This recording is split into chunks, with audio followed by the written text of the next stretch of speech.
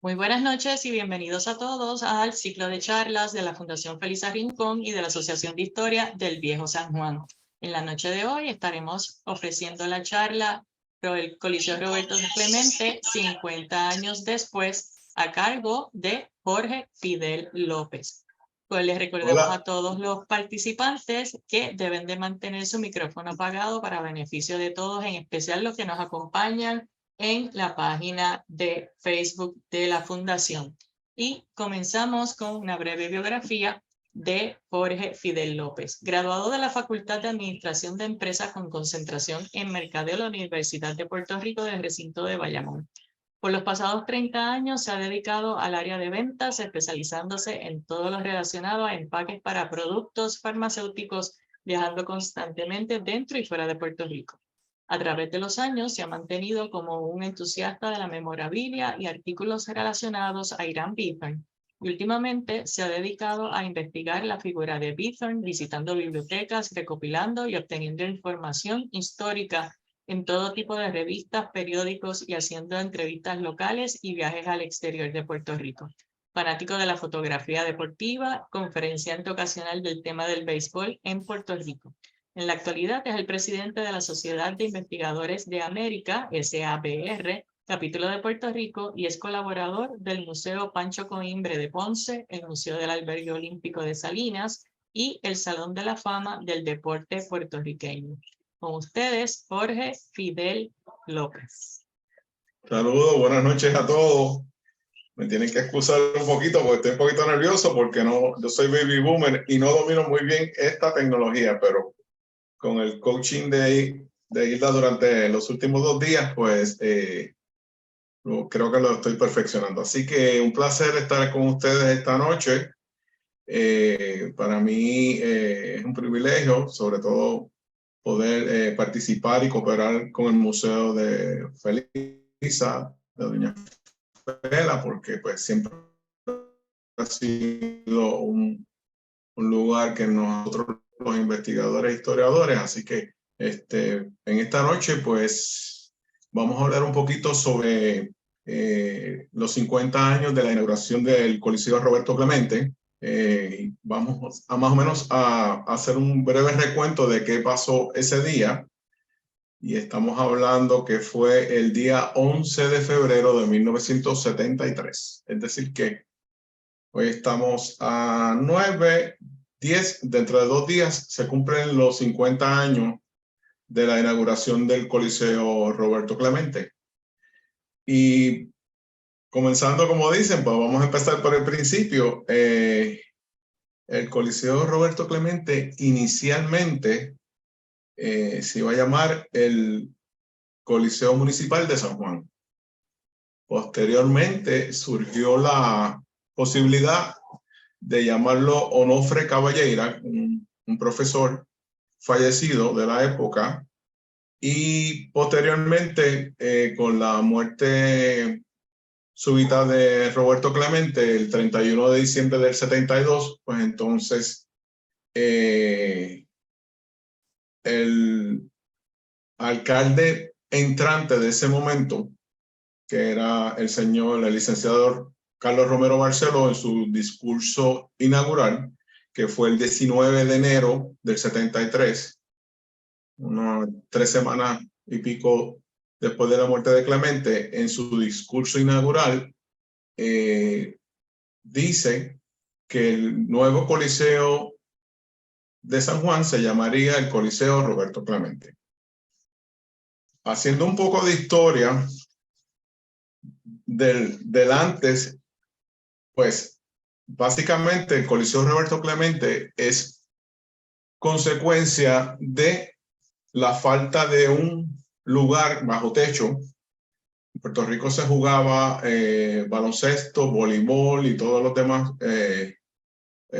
juegos que se juegan, ¿verdad? Que se llaman en inglés indoor. En el caso del baloncesto, por ejemplo, se jugaba en el estadio Irán Bithorn. Imagínense ustedes tirar una bola con una ventolera de viento. Se jugaba voleibol también y se jugaba también en el Sisto Escobar. Se jugaba en la cancha de la Universidad de Puerto Rico. Y pues por fin En el 1968, con la iniciativa de la administración de doña Felisa Rincón, se comienza el proceso de identificar para construir un estadio o un coliseo, perdón, un coliseo, es diferente a un estadio, un coliseo bajo techo. Se comenzó a construir en el 1968, como les dije, y al final del día el costo total de este coliseo fueron, que ahora sería irrisorio, ¿verdad? $14.300.000. Pero hubo una situación muy parecida a la de ahora, que escaseaban los materiales de construcción, y desde el 1968 hasta el 72, que es ahora en febrero 11, se tardó la construcción del estadio. Es decir, estaríamos hablando de casi 5 años desde el comienzo a finalizar la construcción del estadio. La capacidad del estadio inicialmente era de 11.722 personas. Se compone de 3 niveles.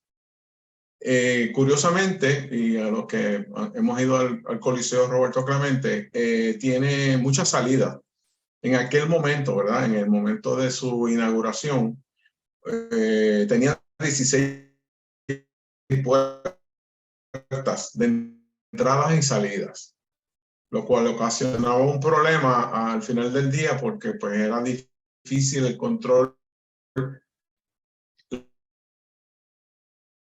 de entrada y salida de personas, que eso pues, posteriormente fue construcción. Y, por ejemplo, en una pelea de boxeo que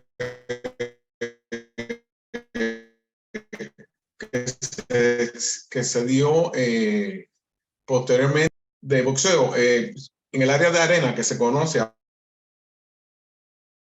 abajo, tenía un cupo de 4.500 a 6.000 personas abajo.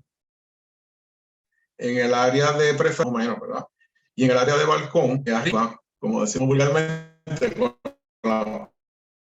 y curiosamente, ese coliseo, de la manera que está diseñado, si usted se fija, tiene 5 esquinas, no 4, de una manera que lo construyeron adentro, y ahí ese se llamaba, eran los que llamaban los palcos VIP, que están dentro dentro del coliseo, pero que miran hacia el tablero. Esos son varios de los datos. Tenía en la parte de abajo tenía, cuando se inauguró, unos paneles que eran removibles, y entonces dependiendo de la actividad, pues así se aumentaba o se reducía el número de sillas y personas que se podían sentar. En 1900 participaron en el diseño del Coliseo la firma Grauman, Quiñones, Spencer, arquitectos, y había una firma también de arquitectos locales de apellido de Castro Font. La firma constructora fue la J.A. Jones. Como mencioné anteriormente, pues hubo un delay en la construcción por supuestamente la falta de materiales de construcción. Y inicialmente en los planos originales se hablaba de construir un puente peatonal entre el Coliseo y el edificio de la policía. Es decir, que cruzaría o iría por la parte de arriba de lo que conocemos de la avenida Roosevelt. Eso nunca se materializó por alguna razón, pero estaba en los planos originales, que también en los planos originales del Irán Bison, pues se había mencionado como parte porque eso ayudaba al tráfico y que pudieran fluir los fanáticos, ¿verdad? Inicialmente, pues el propósito era para utilizarlo para baloncesto y voleibol, peleas de boxeo. En aquella época estaban también, se mencionaba mucho los circos, las obras de teatro, que no habían tantos teatros como había ahora, ¿verdad? Y pues ese era básicamente el objetivo del Coliseo. Curiosamente también tenía inicialmente 1.200 parking, era lo que mencionaba los planos originales. El aire acondicionado de la época, porque tenía aire acondicionado, estamos hablando 50 años atrás, costó $1.400.000, con 2 ascensores para subir al tercero y segundo piso, que todavía existen. El día que se inauguró el estadio, contaba con una plantilla de 120 trabajadores, que eso hoy en día ni remotamente es así. Yo creo que ni en el Irán Bison ni en el Coliseo juntos hay 120 empleados. El administrador del Coliseo se llamaba José Pepito Díaz. Y algo curioso también, si ustedes se sientan en el Coliseo, no hay ninguna columna que obstruya la vista hacia abajo, hacia el tablero.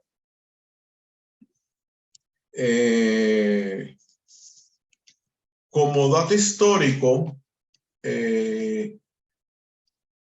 podemos mencionar que, y poniéndolo en perspectiva de la época, y tiene una razón por lo cual lo voy a mencionar, en febrero 1 de 1973, el monseñor Aponte Martínez, pues, fue nombrado cardenal. ¿Y por qué lo menciono? Porque posteriormente, en la ceremonia inaugural, monseñor fue el que estuvo presente en esa ceremonia inaugural. Muy bien, pues entonces llegamos a ese domingo 11 de febrero del 73, que cayó domingo precisamente. Ese día, pues, se inaugura el estadio Roberto Clemente y estuvo presente la viuda doña Vera Clemente. Los periódicos de la época reseñan que fueron alrededor de 200 personas que estuvieron presentes durante la actividad.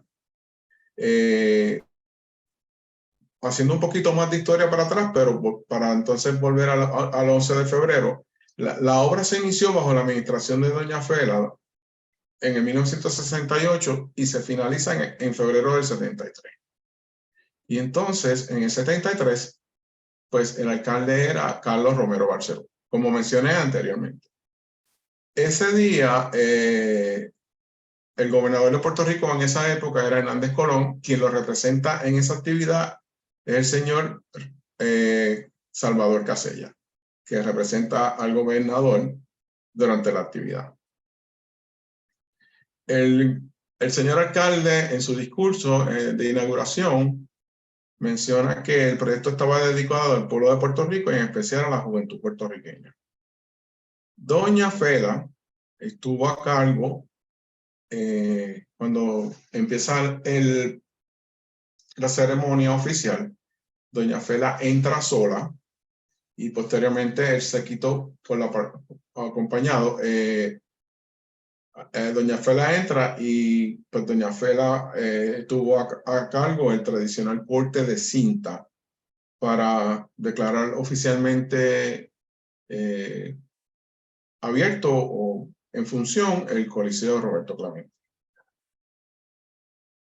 Entonces, eso fue el 11. La primera actividad oficial del Coliseo fue el 14 de febrero de 1973 y esa actividad, pues, estoy buscando aquí los papeles si lo encuentro, pero fue el Fania All Star. Así que hay una pequeña confusión, y por ahí lo estamos viendo en pantalla, de cuál fue la actividad inicial que hubo en el Coliseo. Pero en mi investigación, pues varias fuentes me confirman de que sí que fue la Fania All Star con todas sus estrellas. Así que las próximas actividades, las próximas primeras y segundas actividades fueron el jueves 15, el día próximo, y el viernes 16. Es curioso porque fue 2 días completos de boxeo, de peleas de campeonato mundial. Y la prensa de Puerto Rico, pues lógicamente, no solamente un día, sino 2 días back to back, Y me estuvo un poco curioso que, por ejemplo, un ringside valía $40, el red carpet valía 30, el palco valía 15, preferencia valía 12 y el balcón allá arriba pues valía $6 en dos peleas de campeonato. Así que eso a grosso modo es básicamente lo que sucedió ese día. En el Coliseo Roberto Clemente han sucedido miles de cosas, desde actividades políticas, deportivas, Juegos Centroamericanos, Juegos Panamericanos, Mundiales de baloncesto. Es decir, que es una historia rica que hay en ese coliseo. Lógicamente, al llegar el Choliseo, al surgir todos estos bellas artes de los diferentes pueblos aledaños, pues el movimiento, por decirlo así, pues ha mermado. Y muchas personas pues dicen, wow, mantenerlo y todo eso lo que implica el mantenimiento y todo lo demás, pero ha cumplido su función dentro de los 50 años y va de la mano con el estadio Irán Bithorn, que ahora cumple 60 años. Es decir, que ambas facilidades, una con el béisbol y la otra con el baloncesto, en este momento pues cubre los equipos de baloncesto femenino y masculino de baloncesto y de voleibol también. Así que es un sitio que, aparte también, que tenemos el Coliseíto Pedrín Zorrilla, que está también aledaño. Es decir, todo eso ha impactado en ¿verdad? En el uso del estadio del Coliseo Roberto Clemente. Así que más o menos eso fue un breve resumen de qué fue lo que pasó ese día. También, mientras se construía el estadio Irán Bithorn, perdón, el Coliseo Roberto Clemente, en Ponce se construía el Pachín Vicens. Y el Pachín Vicens, aunque empezó un poquito más tarde, finalizó su construcción. Se terminó en mayo del 72. Costó $5 millones. Y pues también eso fue otro impacto que hubo, ¿verdad? Porque ya persistía entonces, se inauguró el Pachín Vicens en Ponce y no era realmente una competencia, pero también era otro coliseo. Cosas que sucedieron, pues, y ahora voy a hacer un poquito de historia y quizás traerlo por los pelos, pero tiene que ver, en el sentido de que el estadio se llamó Roberto Clemente, y curiosamente cuando se emite, se presenta en una votación especial en esas mismas semanas de la inauguración del Coliseo Roberto Clemente, una boleta especial para que Roberto Clemente fuera presentado en el Hall of Fame de Cooperstown. Y para que eso sucediera, porque hay unas reglas específicas para poder entrar a Cooperstown, tiene que esperar 5 años, pero como fue todo tan rápido y fue una muerte trágica, pues la Asociación de Escritores Deportivos, que es la asociación que hace la presentación de los posibles candidatos a Cooperstown, pues entonces en una votación especial, primero hubo una votación. ¿Quieren ustedes que Roberto Clemente aparezca en una papeleta especial? Y arrolladoramente, siempre hubo, no fue unánime, pero fue bien mayoritario, votaron que sí, que Roberto Clemente fuera presentado al Hall de la Fama de Cooperstown. Hago un paréntesis, el jugador favorito de Roberto Clemente cuando jugaba aquí con el equipo de San Juan era Monte Irving. Y resulta que Monte Irving, que estaba vivo para esa época, era uno de la clase del 1973. No sabemos si es casualidad o causalidad, pero en la vida de Clemente, los que estudiamos la vida de Clemente nos damos cuenta todos los días de que es como un libreto de una película. Roberto Clemente ese año en el 73, que ahora se cumplen 50 años de él ser presentado, inducido al Hall of Fame de la clase de 1973, Monte Irving, que era su jugador favorito, y Roberto Clemente entran al Salón de la Fama. Así que para mí, cuando empiezo a investigar sobre el Coliseo y las semanas antes y las semanas después, me encuentro con ese dato y yo digo, wow, de verdad que fue una casualidad muy bonita. Y de hecho, cuando doña Vera, que es quien recibe la placa de Roberto Clemente en Cooperstown, que la escribieron mal, pero después la corrigieron, pusieron Roberto Clemente Walker, utilizaron el apellido de su mamá, el materno, pero después fue un error involuntario y después, pues, a través de un movimiento se corrigió la placa. Pero doña Vera es quien recibe la placa junto a Monte Irving. Así que una historia bonita dentro de todo el asunto de la inauguración del Coliseo Roberto Clemente. Y esa es básicamente mi historia. No quise profundizar mucho en términos de las actividades, de las cosas que han sucedido ahí, porque han sucedido ahí de todo. Para finalizar, dentro de mi presentación, pues muchos años después, se presenta la estatua, se hace una estatua para recordar la figura de Roberto Clemente. Y esa estatua se presentó, lo estamos viendo en pantalla, esa estatua pues fue develada en mayo de 1985. Y entonces para aquellos tiempos, pues el alcalde era don Baltasar Corrada, y el jueves 30 de mayo de 1985, en una ceremonia muy sencilla, pero ¿verdad? Muy emotiva, don Baltasar Corrada junto a Roberto Santana, administrador, y doña Vera y otras personalidades, pues se devela la estatua de Roberto Clemente. Que cuando ustedes van al estadio de Roberto Clemente, si están mirando desde la Roosevelt, lo van a ver allí.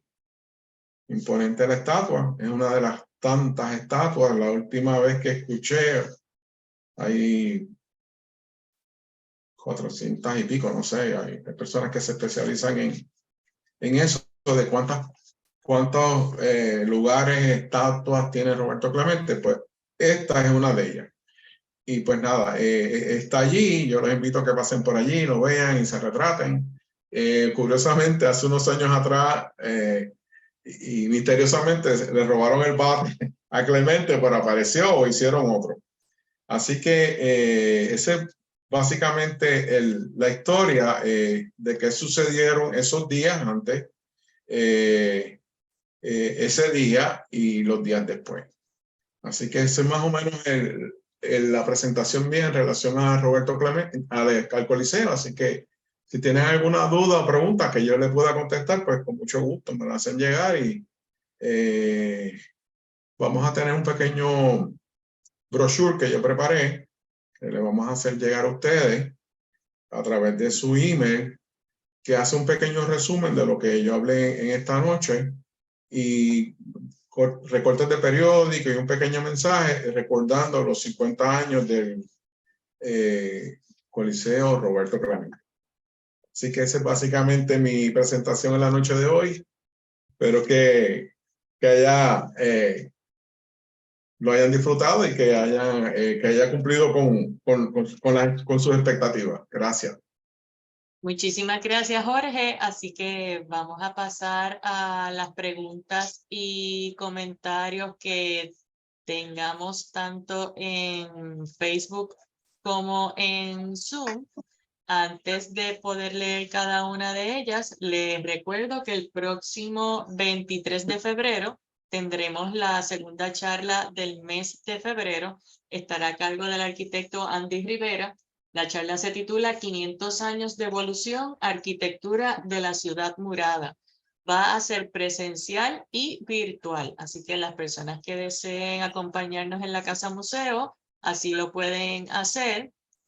y le esperamos allí. Y a los que no puedan llegar, pues saben que van a estar, vamos a estar conectados de manera virtual para que puedan ver la charla.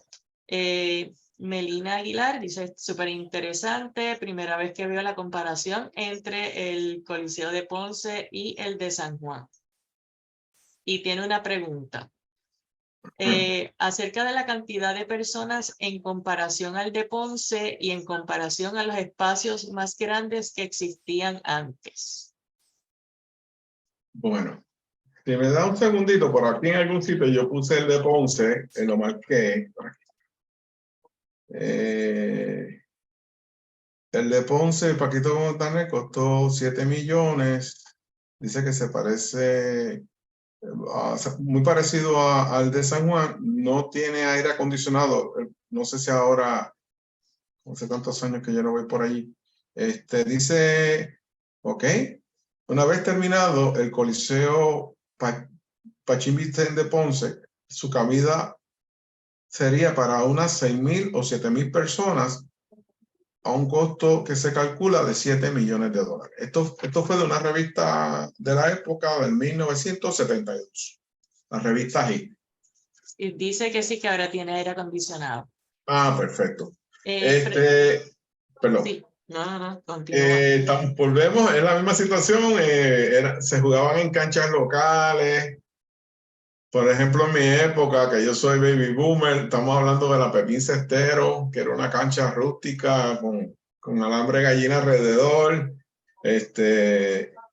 Y eso fue como un gran paso porque entonces ahí nosotros podíamos ser anfitriones o hosts de eventos internacionales y mundiales.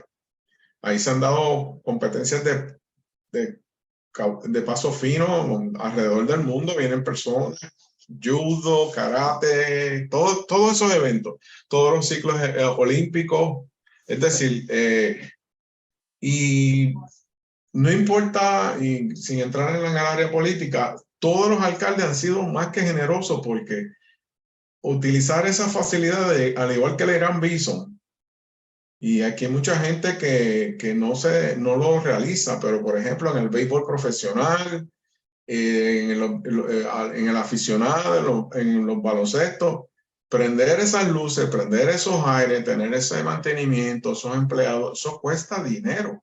Y todo eso lo cubre el municipio. Así que hay que ser bien, ¿verdad? Solidario y reconocer ese esfuerzo que han hecho todas las administraciones de que se mantenga el deporte, no importa ¿verdad? El precio, porque pues prender las luces del Irán Bison o prender las luces o el aire acondicionado del Coliseo Roberto Clemente tiene que costar unos cuantos miles de dólares. Así que, pero pues eso es parte ¿verdad? Del servicio público, pero ¿verdad? Quizás en aquel momento, como el estadio Irán Bison, era un estadio que es un estadio de más de 18,000 personas, el Coliseo Roberto Clemente es de más de 12,000 personas, pero todo este cambio social que ha habido, de la ciudadanía envejeciendo, de la emigración, del cambio en el gusto de los deportes, de la oferta que se le presenta al fanático en términos de calidad, de esa combinación de la falta de mercadeo, de todo ese melting pot, pues decimos, el Coliseo realmente es viable, el Irán Bison pues es viable, cuando en un juego de béisbol quizás van 200 fanáticos. Así que todas esas son las cosas y preguntas que nosotros no debemos de hacer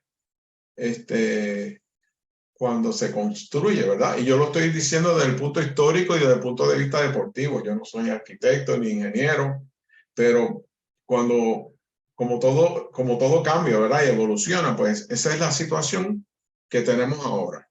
Que tenemos ahí unas estructuras que hay que darle mantenimiento, unas estructuras que son muy grandes para la cantidad de deportistas que compiten, por ejemplo, ahora con el Choliseo, que el mismo gobierno compite contra el mismo gobierno, ¿verdad? Por el mismo core de fanáticos o de espectáculos. Así que es súper interesante y se puede seguir filosofando de esto toda la noche, pero pienso yo que en Puerto Rico somos más que afortunados porque tenemos unas facilidades de primera, a consecuencia también de los Panamericanos, de cuando intentamos tener los Juegos Olímpicos 2004 y todo eso, centroamericano también. Así que es toda una teoría de por qué existen esas facilidades. Entonces, sí me extendí, pero bueno, aproveché. Comenta Charles González lo siguiente. Gracias por mencionar a Goman Quiñones Spencer. Todavía Pablo Quiñones está vivo, era una firma puertorriqueña y trabajó con ellos. Ah, qué bien, qué bien. Me hubiese encantado ver un plano original, hablar con ellos, entrevistarlos, porque esas son las personas que nos dan el feedback y realmente toda, porque tiene que haber sido un reto, ¿verdad? Estamos hablando 50 años atrás, hacer esos techos, toda esa logística, esa novedad, todas esas instalaciones. Así que hubiese sido, ¿verdad? Algo súper interesante, pero lo podemos entrevistar y hacer, añadirle un poquito más de sustancia, ¿verdad? La investigación. Nosotros, nuestro propósito básicamente es que sirva como una referencia, ¿verdad? Para personas que investiguen o que digan algún día, ¿por qué se llama el Estadio Roberto Clemente? Pues ahí está nuestro granito. ¿Por qué se llama el Irán Bison? ¿Por qué se llama el Sisto Cobal? Pues esa es nuestra aportación, básicamente. Pregunta Lourdes Tañón lo siguiente. Escuchó que la estatua de Roberto Clemente le colocaron mal la posición del bate. ¿Es o no cierto? Muy buena pregunta. Bueno, yo me quedé en la parte de que se habían robado el bate. Y la semana pasada, como parte de verdad, para refrescar la memoria de ver cómo iba a hablar sobre el tema, yo retraté la estatua, pero honestamente no le pudiera contestar eso. Si está mal puesto, no sé, ¿verdad? Tendríamos que entrevistar a la persona que creó la estatua, que desafortunadamente y por omisión mía no lo entrevisté o no conseguí quién fue la persona que creó la estatua y así poder ¿verdad? Verificar si está correcto o no está correcto. Pero yo si me das la información, yo me comprometo, porque yo lo tengo en algún sitio, la persona que creó la estatua, y pudiéramos comparar, porque tengo fotos de la persona, no tallando, sino finalizando, porque creo que se fundió en México la estatua, ya haciendo como los toques finales, y ahí pudiéramos comparar lo que dice la estatua actual versus lo que decía en aquella época. Hago un comentario y un breve espacio. La estatua de Irán Bison se cayó durante el huracán María y hubo que mandarse a refundir y a arreglarse.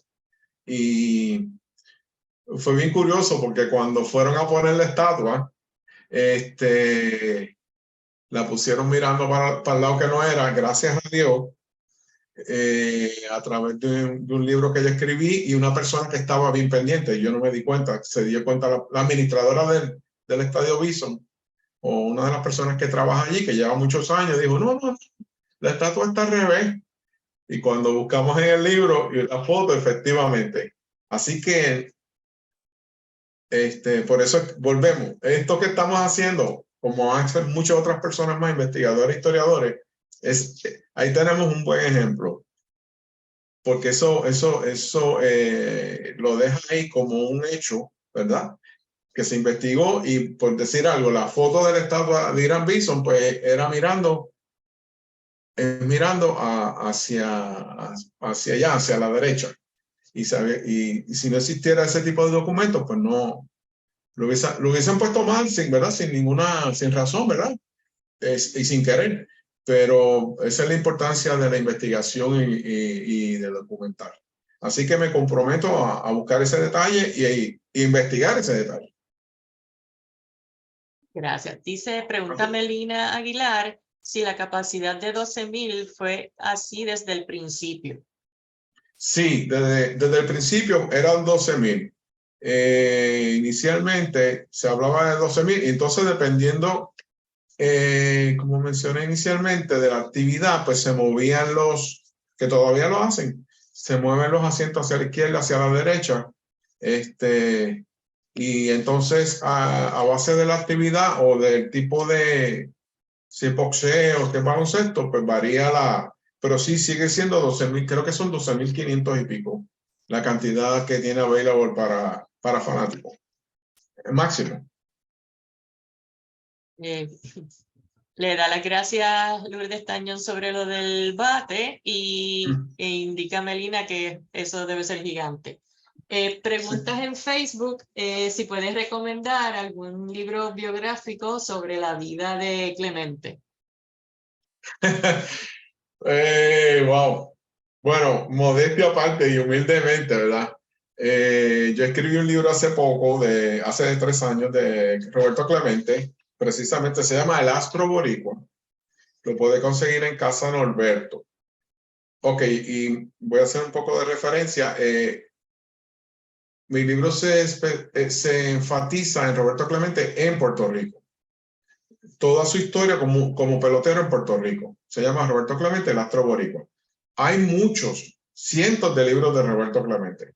Si usted lo que anda buscando información de Clemente en Puerto Rico, pues mi libro le puede servir de referencia porque lo que hice fue desde que él jugaba Futuras Estrellas a los 14 años, después cuando jugó softball con el equipo Sello Rojo a los 17, aficionado, jugó con Junco aficionado a los 18, Junco AA, con Santurce en el 52, que firma su primer contrato hasta que fallece en el 72 con los Senadores. Y ahí está, incluyendo los 2 viajes que hizo a Nicaragua. Pero si quieres saber un poco más de Roberto Clemente, hay muchos libros y muy buenos todos, pero ahora existe un site que se llama Baseball Reference. Baseball Reference, usted googlea Baseball Reference, entra el nombre de Roberto Clemente y le va a dar todos los detalles de Roberto Clemente. Si usted está buscando desde el punto de vista como persona, como humanitario, pues entonces existen otros libros. Por ejemplo, el doctor Néstor Dulprey escribió un libro de Roberto Clemente cuando Roberto Clemente jugaba con San Juan, y es un libro muy bueno y también está disponible en Casa Norberto. Así que si va a Casa Norberto, anuncio no pagado, pero pues, o al Candil también en Ponce, o a librerías locales, en el área de Roberto Clemente va a encontrar unos cuantos buenos. La doctora Daliana Murati, hace unos años atrás, que yo solo recomiendo a todo el mundo, escribió un libro sobre la niñez de Roberto Clemente y no con el auspicio, pero con la ayuda de Matino Clemente, el hermano de Roberto Clemente, que le validó todos los datos y de verdad hizo un trabajo investigativo de la niñez de Roberto Clemente excelente. Así que creo que se llama Moment, porque a Clemente le decían Moment. También está en las librerías locales de aquí, Casa Norberto y El Candil. Perfecto, muchísimas gracias. Mañana coloco en la página de Facebook las portadas de esos periódicos para los que estén interesados. Muy bien. Si tenemos alguna otra pregunta en Facebook, vamos a esperar un minutito a que suban. También acá en Zoom, Andrea Torres les da las gracias. Igualmente Charles González, que fue el que hizo el comentario de que trabajó con la firma de arquitectos y que durante Fiona estuvo destacado en el Coliseo Roberto Clemente como parte de FEMA. Muy bien. Como indicó Jorge Fidel, a las personas que se registraron van a estar recibiendo el PDF de los 50 años del Coliseo Roberto Clemente entre mañana y el lunes. Así que lo van a estar recibiendo todos. Así que no tenemos ninguna otra pregunta en Facebook, tampoco acá en Zoom. Así que, Jorge, 1.000.000 de gracias por haber Sí, estado con nosotros y habernos ofrecido esta charla en la noche de hoy, a unos días de sí. que se celebren los 50 años del Coliseo Roberto Clemente. A todos los que nos acompañaron, como siempre, muchísimas gracias. Los esperamos el 23 de febrero. A Naina, que es nuestra intérprete de señas, gracias a la Fundación Gracias. Puertorriqueña de las Humanidades que nos auspicia el que ella esté con nosotros. Y si usted está interesado en ver la charla nuevamente, lo puede hacer en nuestra página de Facebook, que la dejamos permanente, y también lo pueden ver a partir de la semana próxima en nuestro canal de YouTube. Así que, tenemos mensaje. Le dan like, Marco, gracias por la presentación, y también Melina. Así que muchísimas Gracias, gracias. gracias a todos. Así Un que privilegio. gracias a todos y nos vemos en 2 semanitas. Gracias, Jorge, Muy gracias, bien. Naina. Buenas noches a todos. Buenas noches, gracias. Gracias.